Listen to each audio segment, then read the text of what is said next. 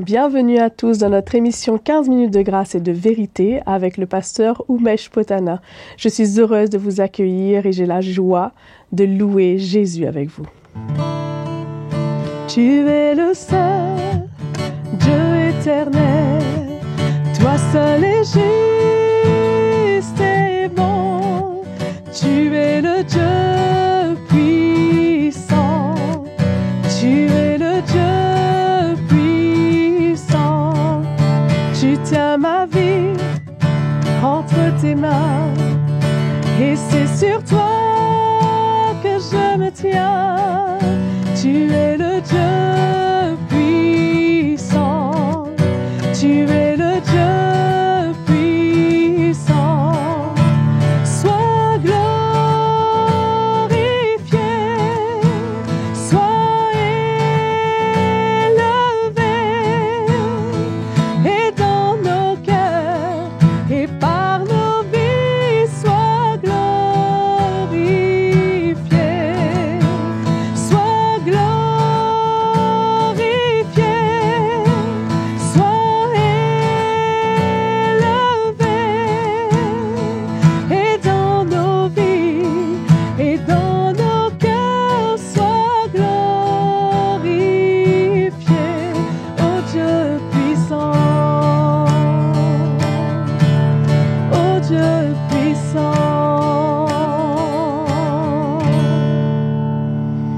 Alléluia. Je vous laisse maintenant avec la parole de Dieu. Bonjour mes frères et sœurs, quelle grâce de se retrouver encore une fois autour de la parole du Seigneur, dans ce 15 minutes de grâce et de vérité. Mais toutefois, je ne vais pas oublier de remercier notre sœur bien-aimée Maïva de nous avoir aidés, assistés pour louer et adorer Jésus. Amen. Donc, j'aimerais parler sur un sujet concernant la révélation de Jésus-Christ. Et nous allons lire dans la parole du Seigneur, dans les épîtres de Paul aux Galates, chapitre 1er, à partir du verset 11. « Je vous déclare, frères, que l'évangile qui a été annoncé par moi n'est pas de l'homme.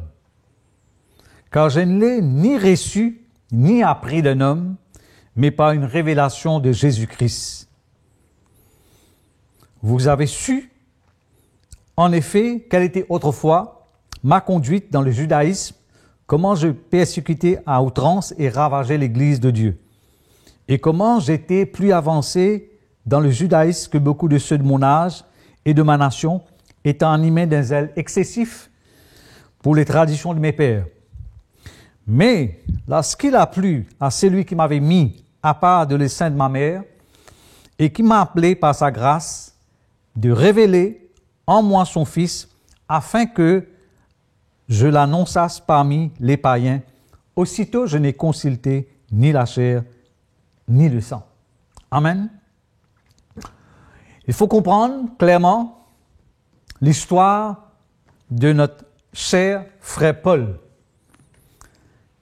Autrefois, il s'appelait Saul. Et comment il était un persécuteur et il outrageait l'Église du Seigneur. Il s'opposait fortement à l'Église du Seigneur, quoique il était un homme bien éduqué, au pied de Gamaliel.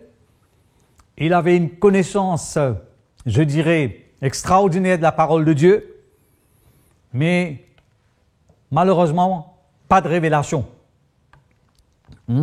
Comment il était une menace pour l'Église du Seigneur, dans son ignorance, il mettait à mort, il était témoin de la mort d'Étienne, et la grâce de Dieu a été vraiment puissante et grande, comme lui-même le déclare ici dans l'Épître aux Galates, nous venons de lire. Donc sur la route de Damas, comment tout à coup, la parole de Dieu nous dit, une lumière venant du ciel resplendit autour de lui. Il tomba par terre et il entendit une voix qui lui disait « Saul, Saul, pourquoi me persécutes-tu » Il répondit « Qui es-tu, Seigneur » Et le Seigneur dit « Je suis Jésus que tu persécutes, et il te sera dur de résister contre les aiguillons. » Tremblant et saisi d'effroi, il dit « Seigneur, que veux-tu que je fasse ?» Et le Seigneur lui dit « Lève-toi, entre dans la ville, et on te dira ce que tu dois faire. » Alors, tout à coup, quelque chose de divin s'est passé dans la vie de cet homme. C'est là où sa vie va être radicalement transformée. Parce que le Seigneur se révélera à lui. Et comme on le sait, révélation veut dire une lumière. Cette lumière qui vient de la part du Seigneur par la puissance du Saint-Esprit a pénétré les cœurs de cet homme. Et c'est à partir de là que sa vie a eu un point tournant drastique. Et il était devenu un témoin de Christ. Et tous disaient, c'est lui qui autrefois s'opposait, persécutait l'Église de Christ, est devenu l'un de nous. Comme quoi Dieu n'est pas limité par rien absolument. Dieu est un Dieu de miracles, Dieu est un Dieu de prodiges, et quand il choisit, quand il appelle, on doit abdiquer, capituler. Pourtant, je ne crois pas qu'il y avait quelque chose qui pourrait qualifier cet homme, mais c'est la grâce du Seigneur, comme Paul lui-même va déclarer dans le livre des Galates. Et c'est cette révélation du Seigneur qui l'a bouleversé, parce que Christ, Jésus lui-même, s'est révélé à lui. Et finalement, ce n'était pas l'Église qu'il persécutait, mais il persécutait directement Jésus-Christ lui-même. Et l'Évangile, donc, comme on a lu dans Galates, qu'il annonçait, qu'il prêchait, qu'il proclamait, ce n'était pas quelque chose qu'il avait reçu de l'homme ou appris de l'homme, mais c'était une révélation de Jésus-Christ. Comme quoi, comment on ne peut pas suivre le Seigneur autrement. Il est dit quelque part, je crois que c'est dans le livre Osée, que faute de révélation, on périt. Donc, il est impératif que cette révélation doit venir illuminer les yeux de notre cœur. Souvenons-nous de Pierre également. Cela se trouve dans Matthieu chapitre 16. Je vais lire ces quelques versets. Jésus, chapitre 16, verset 13, Jésus étant arrivé dans le territoire de Césarée de Philippe, demanda à ses disciples, « Qui dit-on que je suis, moi le Fils de l'homme » Ils répondirent, « Les uns disent que tu es Jean-Baptiste, les autres Élie, les autres Jérémie ou l'un des prophètes. » Au verset 15, verset clé, « Et vous, leur dit-il, qui dites-vous que je suis ?» Simon-Pierre répondit, « Tu es le Christ, le Fils du Dieu vivant. » Jésus, reprenant la parole, lui dit, « Tu es heureux, Simon, fils de Jonas, car ce ne sont pas la chair et le sang qui t'ont révélé cela, mais c'est mon Père qui est dans le cieux. » Amen. Donc nous voyons encore une fois, comment cela a besoin d'être une révélation qui vient d'en haut, qui est divin, et par la puissance du Saint-Esprit. Et nous sommes tous, quelque part, bouleversés par la vie de l'apôtre Paul, parce que nous nous rappelons constamment, il n'a pas été l'un des 12 disciples qui ont marché avec le Seigneur, qui ont vécu avec le Seigneur et qui ont expérimenté tout ce que Jésus a fait durant son ministère sur cette terre pendant 3 ans et quelques. Mais lui, le Seigneur, lui a fait une grâce exceptionnelle. Et c'est l'un des apôtres qui a écrit le plus des épîtres que nous lisons dans la Bible. Donc, tout cela a été le fruit, le produit d'une révélation que le Seigneur a déposée dans son cœur. Et lui-même il dira, cette sagesse, cette grâce, ce mystère que le Seigneur lui a donné d'annoncer l'Évangile, que cela ne vient pas de lui. Il dit, ma capacité ne vient pas de moi. Cela vient du Seigneur. C'était un homme qui a vraiment été connecté et reçu du Seigneur lui-même ce qu'il annonçait, ce qu'il prêchait.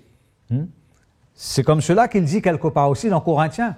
Il dit, ma prédication, elle ne repose pas sur des discours persuasifs de la sagesse des hommes, mais sur une démonstration de la puissance de l'Esprit de Dieu. C'était vraiment quelqu'un qu'on admire parce que ce qu'il annonçait, ce qu'il partageait, c'était clair. Ce n'était pas quelque chose qu'il a appris, ce n'était pas quelque chose qu'il a reçu de l'homme, mais c'est une grâce particulière. Il a reçu du Seigneur lui-même, du cœur de Dieu, je dirais, de l'Esprit du Seigneur, de l'onction du Saint-Esprit, le ministère de l'Esprit, afin de pouvoir communiquer la vie de l'Esprit. Et l'évangile que Paul annonçait, c'était un évangile puissant. Comme quoi, quelque part, il va dire, si un autre vient annoncer notre évangile, qu'elle soit anathème, maudit. Et ce n'était pas un évangile bon marché. Ce n'était pas un évangile dilué. C'était un évangile puissant qui a le pouvoir de transformer des vies, de libérer, de délivrer, d'affranchir et de nous faire goûter vraiment la réelle et la vraie liberté du Seigneur. Comme il est dit, là où est l'Esprit du Seigneur, là aussi est la liberté. Là où est le Seigneur, là est son Esprit, et là où est l'Esprit du Seigneur, là est la liberté. Et lorsque nous asseyons sous un tel ministère, nos vies ne peuvent plus être la même. Parce que le Seigneur, il nous confronte par la puissance de cet évangile.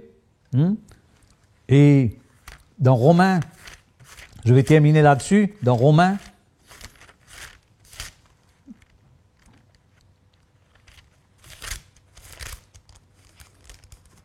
chapitre 1er, verset 16, comment Paul fait une déclaration extraordinaire encore, et il dira, car je n'ai point honte de l'évangile, c'est une puissance de Dieu pour le salut de quiconque croit, du juif premièrement, puis du grec. Amen. Donc, encore une fois, il décrit la puissance de l'évangile.